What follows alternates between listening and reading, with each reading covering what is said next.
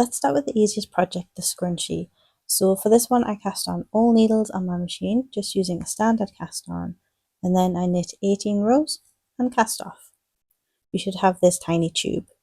I matched up the start and end points and flipped it inside out so the purl stitches are on the outside. I then grabbed a hair tie and put it around the tube. Then matching up the start and end points, I did a row of single crochet around the edge with a white sparkly yarn. When I got to the end of the round, I did a slip stitch into the first stitch and then tied a knot. The last thing to do was to weave in the ends. I just hid them between the layers. Remove the waste yarn and you're done.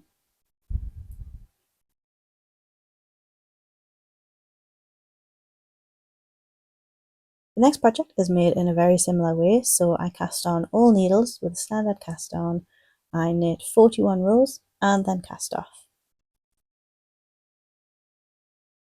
I then cut a length of scrap yarn to be 10 centimeters long. You'll need 24 of these for each side. Then flattening out the tube, I grab a live stitch from each side and attach the tassel. Pop the loop onto your hook and make sure it's even on both sides. Pull it through and then wrap the tassel around the hook and pull that through to secure. Repeat this for all the live stitches and then do the same on the other side. I decided to also add a snowflake embroidery. I put a stitch marker into the centre and measured out 5 centimeters to create 8 points. Then with some waste yarn and a darning needle, I matched up all the points. I did it carefully so it would appear the same on both sides.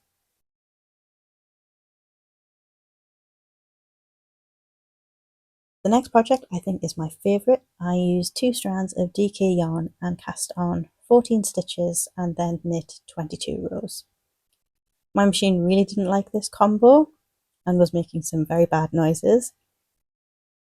So if I was to do this again, I'd try with some thinner yarn or maybe a DK and a lace weight yarn, or if you could find a nice variegated Aran yarn, I think that would be really nice. I then did 2 rounds of single crochet around the edges and weaved in my ends.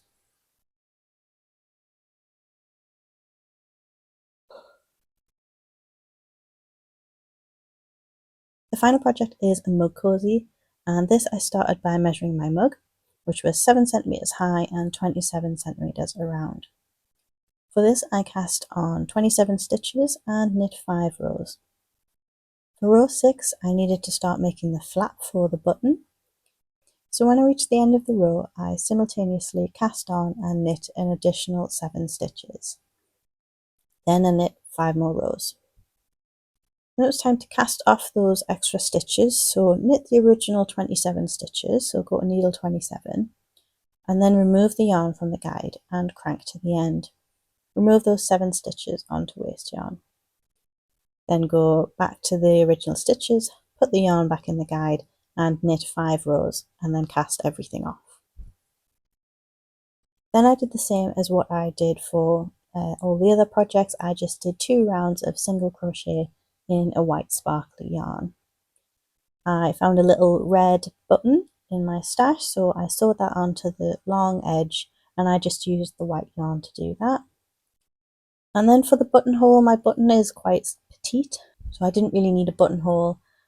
I could just put my finger through the fabric and create a sort of hole in the fabric that was there, and that served me as a buttonhole. Okay, so time to go to the reveal. Let's go and have a look at how these turned out.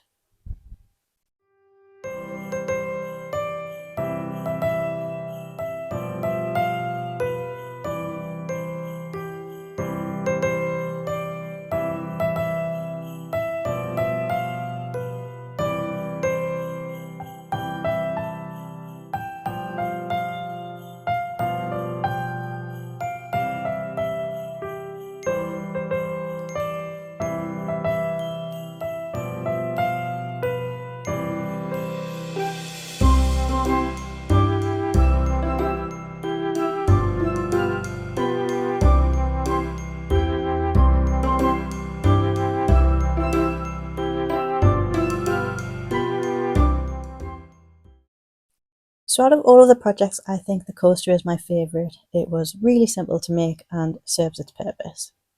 I like the pot holder, but it's not really something we use all that much in our house, and I think I would like to try some more elaborate embroidery if I was to do something like that again. But for a quick and easy project, I am happy with it, and I do actually quite like the tassels. I might maybe do that on some coasters. The scrunchie will get a lot of use, but I wish I'd done a few more extra rows of the white just to make it pop a little bit when it was worn. The mug cozy I do like. I don't know how good it is at actually keeping my coffee hot, but I think it's a nice way to make a normal mug into a Christmas mug. And because it's knit, it stretches and it does fit multiple mugs just fine. I tried it on my Christmas mug and it looked great. So that's it. Those are my Christmas projects for the year. Let me know if you will make any of them. Give this video a thumbs up. Merry Christmas, and I hope to see you in 2025. Bye!